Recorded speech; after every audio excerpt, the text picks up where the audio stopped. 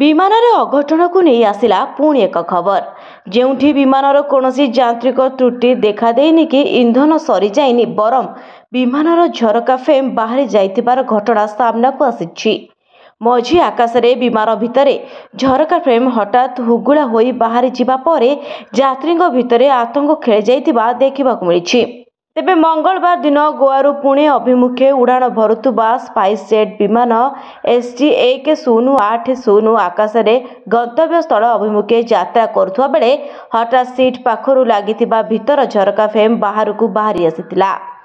झरकार fame हठात बाहरी आसिबा परे यात्री भयभीत हो जाइतिले एवं असंतोष व्यक्त करथिले। जदिओ विमान सदस्य यह कौनसी विपद नुहे बोली कहिथिले मात्र यात्री भितर भयर वातावरण खेल जाइतिला।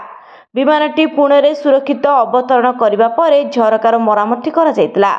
तेबे अघटन समय जड़े यात्री यह वीडियो करथिबा बेले यह बेस भाइराल होउछि। सेपटे यह घटना पर स्पाइस जेट पक्षरु स्पष्टीकरण रखा जाइछि।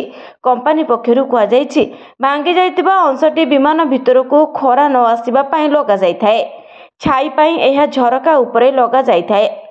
छाई पाई यह झरका उपरे लगा जाइथिला जहा कोनोसी प्रकार विमान सुरक्षा को विपद रे पकाई नथिला। ब्यूरो रिपोर्ट न्यूज़ दुनिया।